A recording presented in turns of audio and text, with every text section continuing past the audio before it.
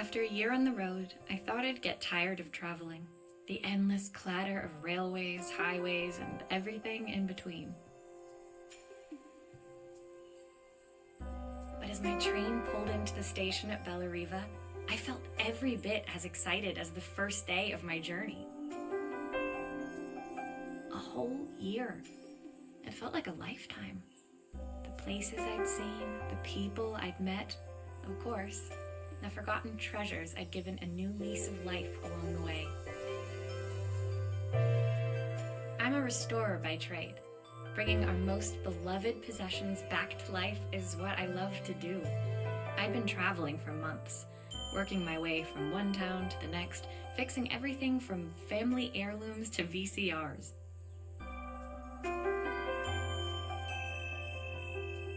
Bellariva was my chance to take a break. Unfortunately, that would have to wait until after I'd unpacked.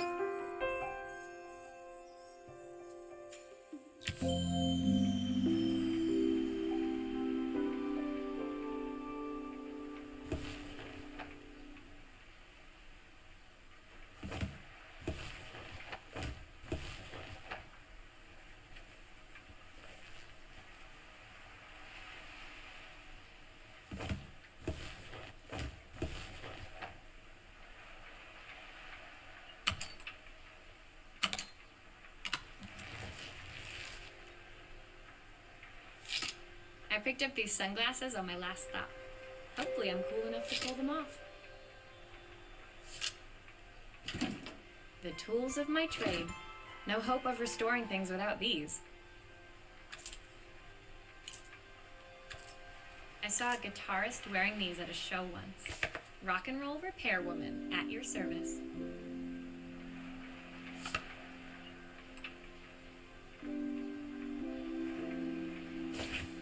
My favorite overalls. These will never go out of style.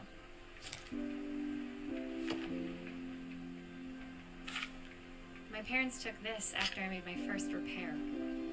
Seems like a lifetime ago. I'll hand these out once I'm settled in. Fingers crossed they get me some work.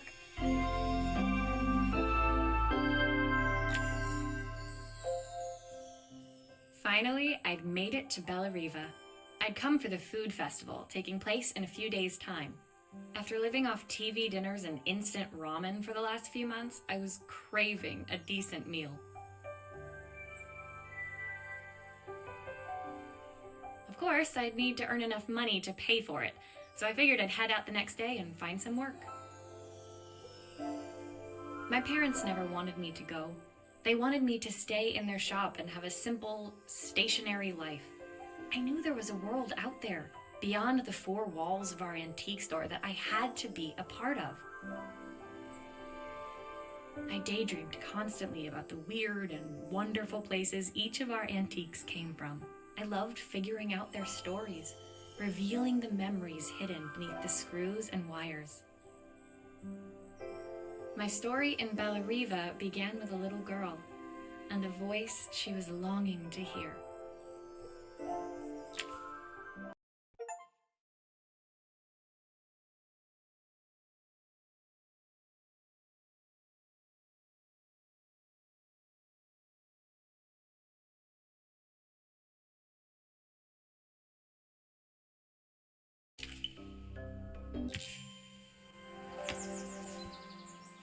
It was my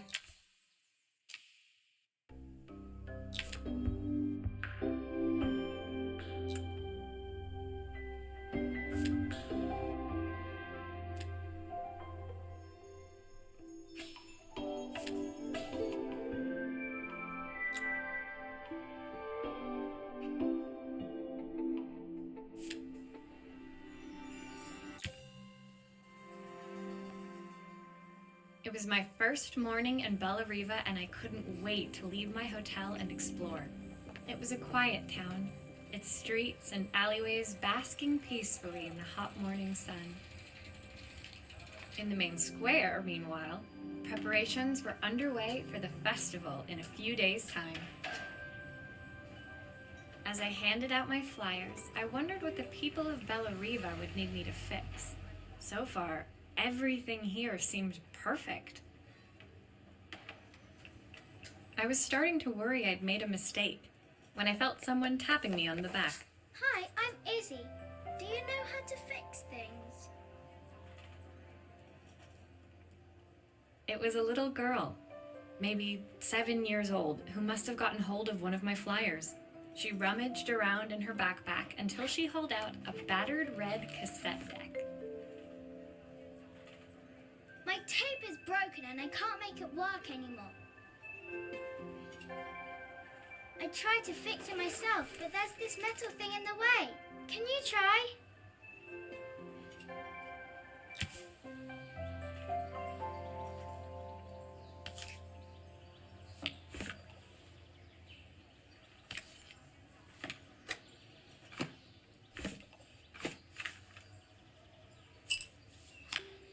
Why did you do that? How did you do that? I didn't see.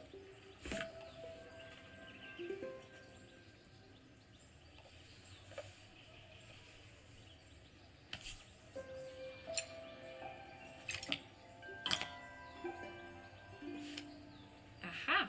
Those batteries look like they need replacing. Luckily, I have some spares.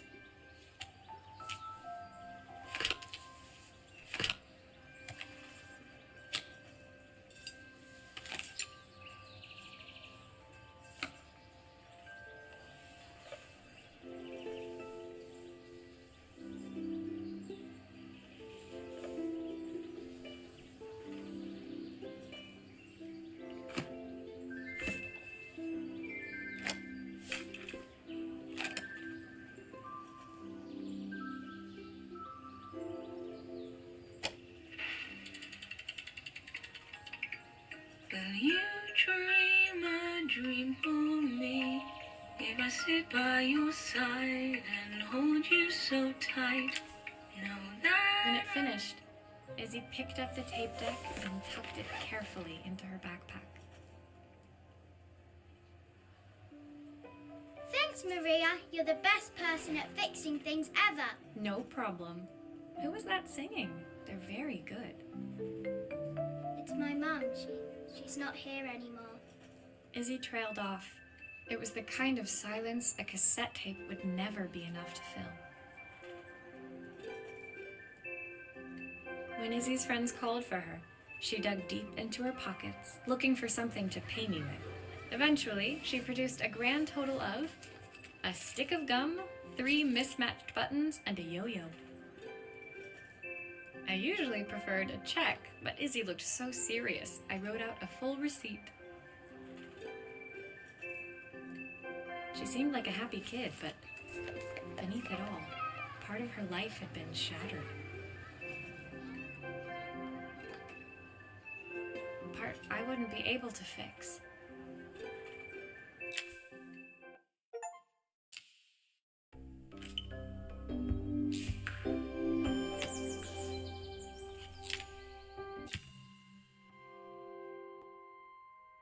My first repair complete, I spent the rest of the day doing small jobs in and around the square. I was exhausted when I got back to my hotel and found a message asking me to make one more visit. The address led me to a quaint little house, a stone's throw from the beach. Bathed in the evening light, it looked beautiful, in spite of its flaking paintwork and chipped tiles. The front door was opened by a harried-looking man, still dressed from a long day at the office. Are you Maria? My name's Joseph. I'm Isabel's father. I'm so sorry she bothered you this morning. Please, come in. I'd like to settle up properly. On the mantelpiece, I saw the remains of a broken statue. Without thinking, I picked up a fragment.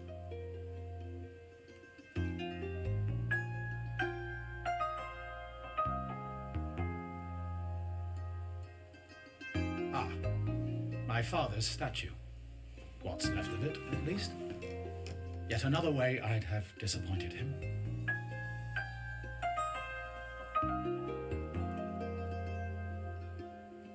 It survived 100 years in this family. but 5 minutes with Isabel and... do you think you can salvage it?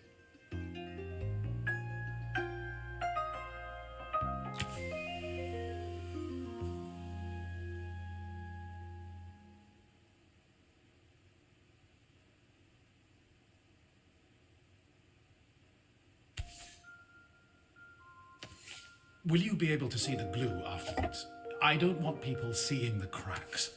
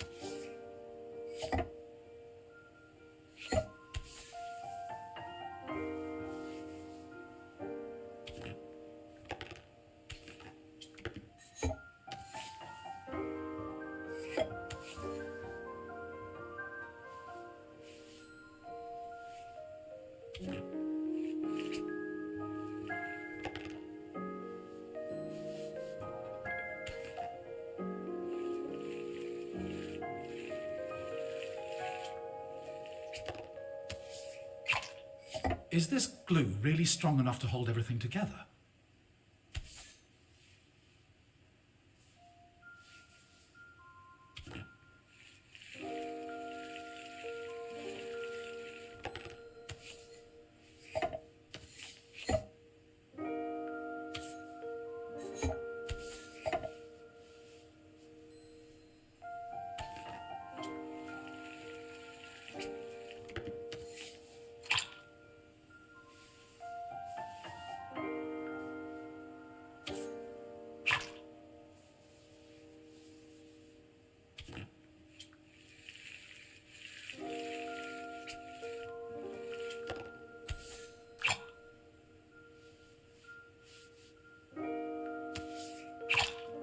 Sometimes I think my daughter should come with a warning label.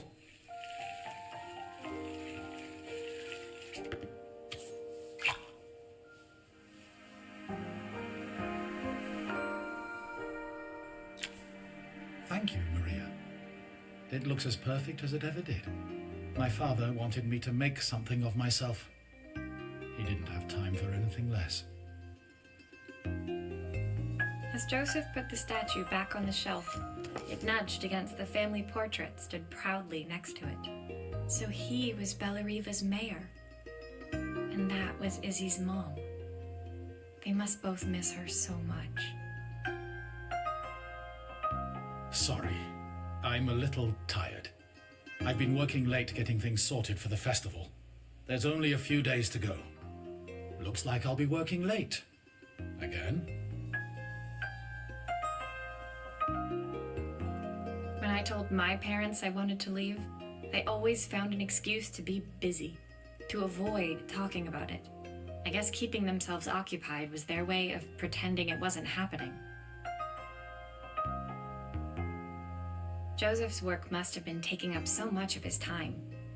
But maybe that was what he wanted. I just hoped he was finding enough time for Izzy, too.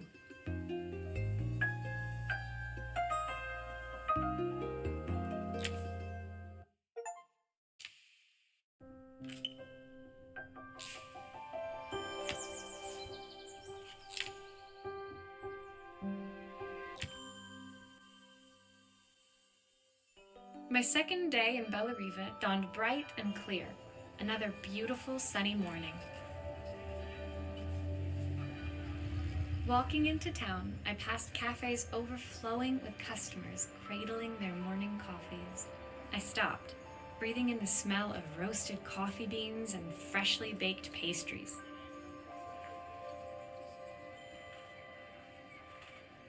I was about to go inside when the owner of Carmen's, the cafe next door, stopped me. Hello, Maria?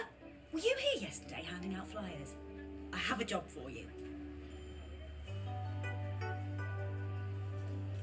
Her place was petite, tucked between its competitors as if hoping they wouldn't notice. Judging by the empty tables inside, though, her potential customers hadn't noticed it either.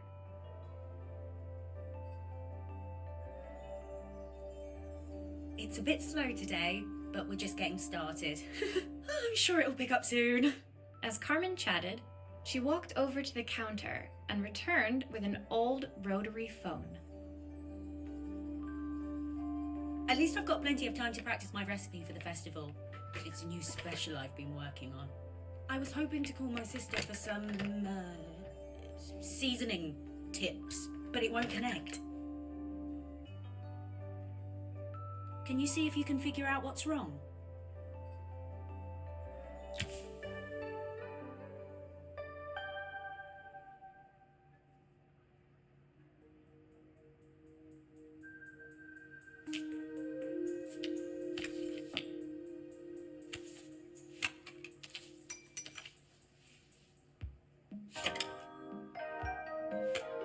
You can fix it, can't you? I can't afford to replace it.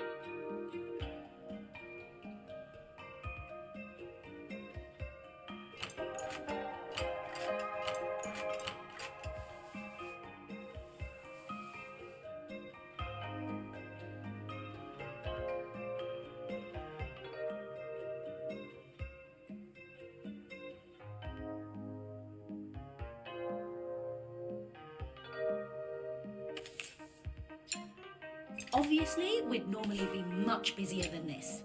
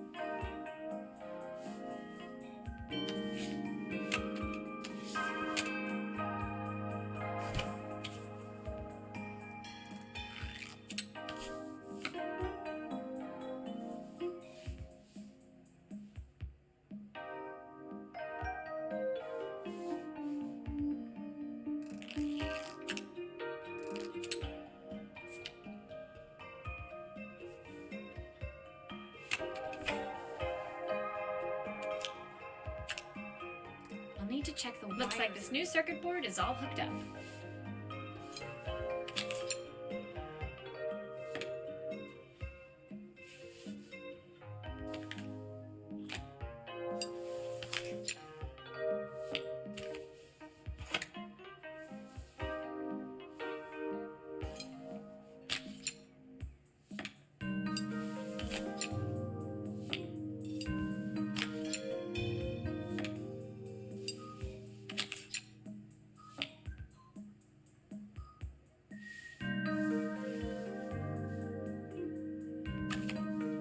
Looks like something is still missing.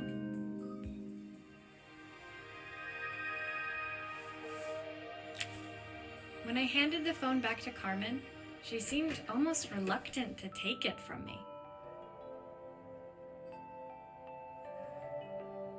So it's all working now, is it? I don't have to leave it to dry or let it cool down? Nope, it's ready to go. It'll be ringing off the hook in no time. That's if I can pay my phone bill anyway. And the rent and the suppliers. Anyway, take a seat and I'll be right with you. Your coffee's on the house.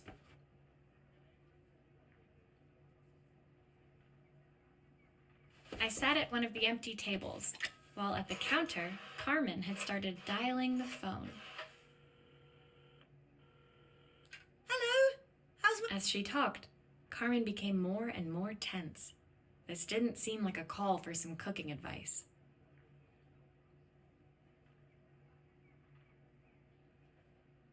I know I still owe you from last time, but I can't afford to take part in the festival if I don't pay. I could almost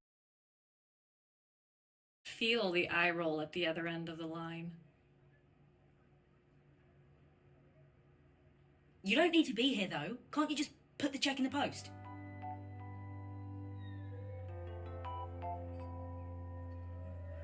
When the call ended, Carmen brought me my coffee, her hands trembling. Sorry about that. My sister's decided to fly in for a visit. Oh God, I have to get ready.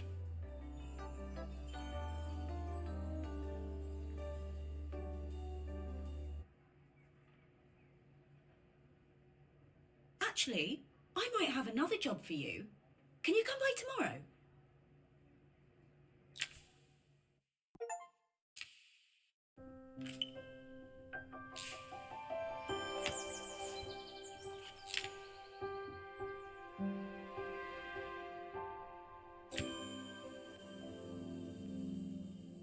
The next day, I'd promised Carmen I'd return to help her get the cafe ready for her sister's arrival. I was about to set out when I received an unexpected call from my hotel's reception desk. Apparently, another guest had asked for me by name. Curious, I took the creaking elevator up to the top floor and made my way to the room number they'd given. I knocked. Are you here about the camera? It's about time. The woman in front of me was immaculate, not a hair out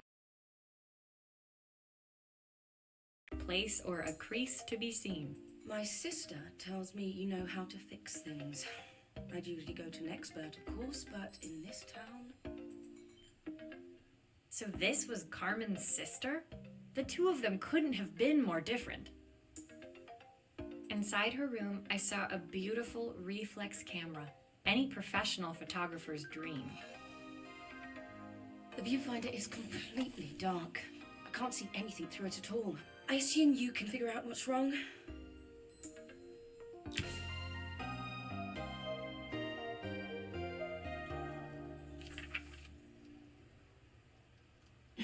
You need the manual.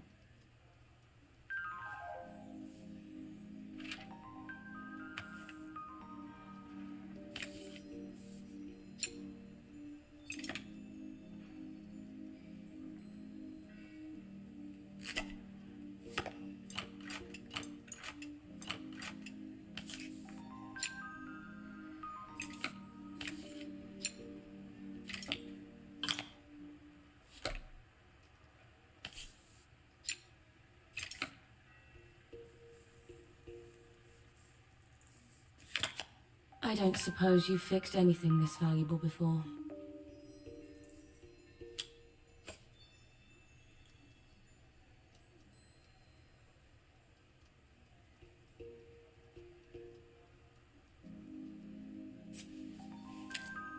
If I used the screwdriver, I could adjust the angle of the mirror.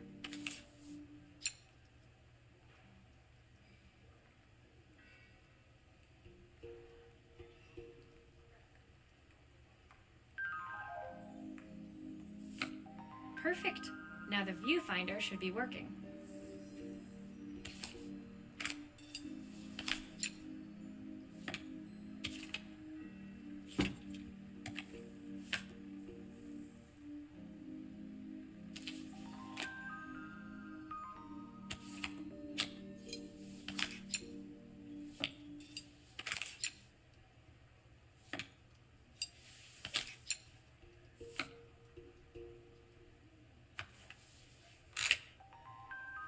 I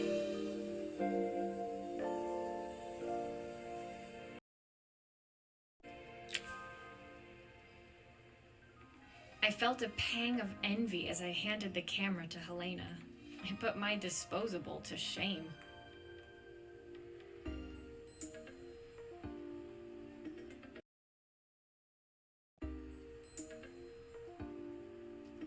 I picked it up on my first trip to Paris. It's a 1958 limited edition, the first of its kind.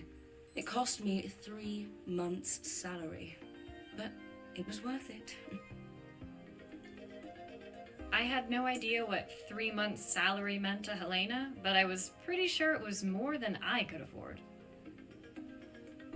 It was strange, really, that we were even staying in the same hotel. I'd picked this place because it was cheap and cheerful, but surely she could afford somewhere. She took some test shots, fiddling with the camera settings until she was absolutely satisfied. This work is immaculate. At least there's one person in this town who knows what they're doing. Sending you to me might be the first thing Carmen's actually gotten right. I wondered why Helena had bothered coming if she thought so little of her sister.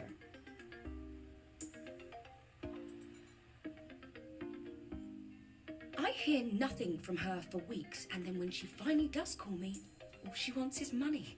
If she thinks I'm lending her another penny, she'll have to convince me it's not a total waste of time. That didn't sound good. If Hurricane Helena was about to hit, I hoped Carmen was ready.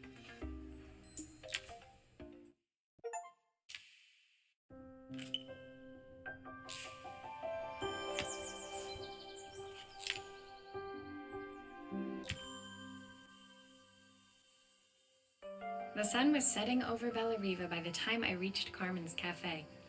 From the outside, it looked as quiet as ever, but inside, I found Carmen cleaning like her life depended on it. Maria! Oh, don't mind all of this. If Helena finds one speck of dust in here, I'll never hear the end of it. Carmen seemed pleased to see me, but I sensed the fidgeting tension beneath each sweep of her mop.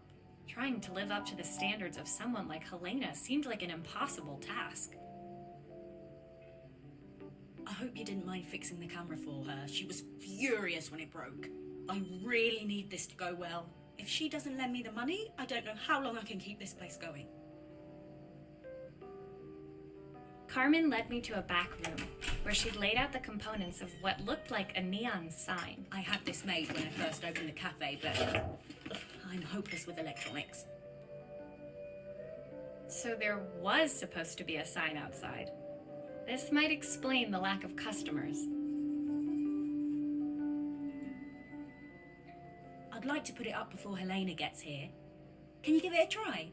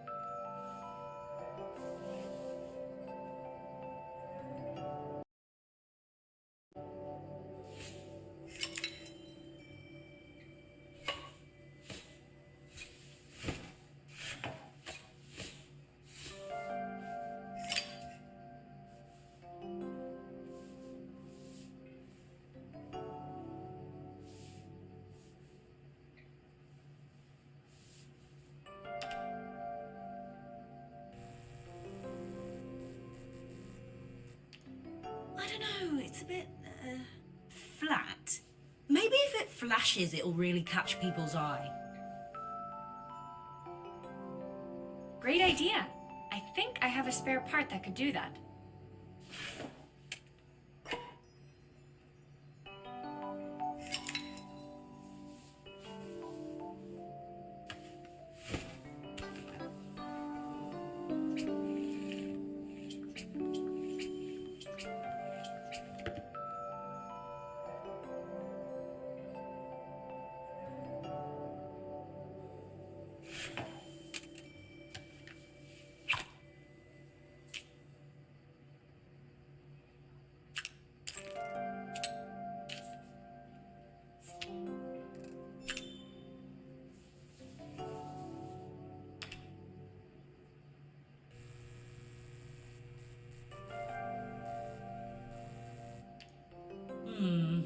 It still needs something else. Maybe we can add one of these.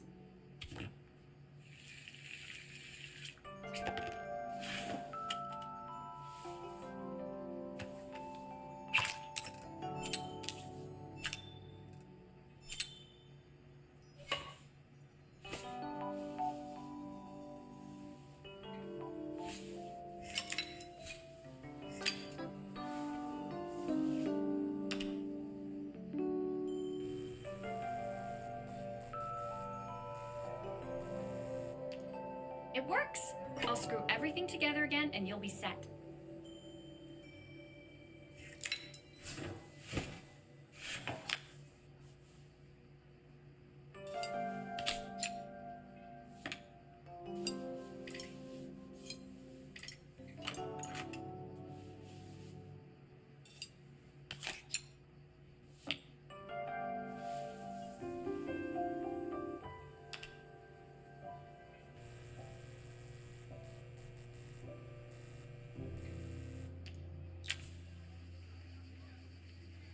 The sign fixed, we headed outside and mounted it carefully over the cafe door.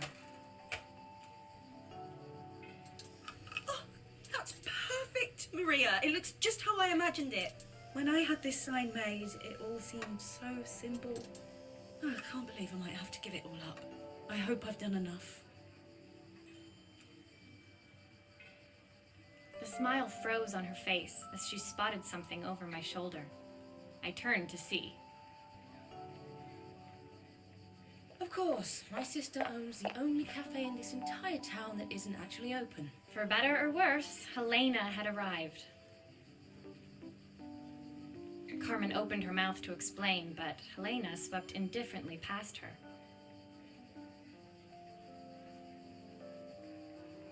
Finally pausing in the doorway, she turned back towards Carmen.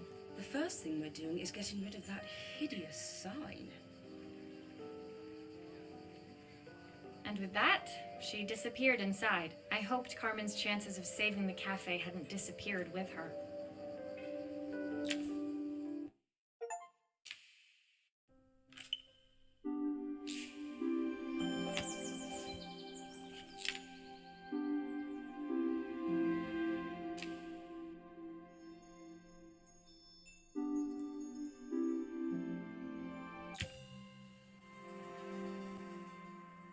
It was the day before the festival, and the whole town was busy getting ready.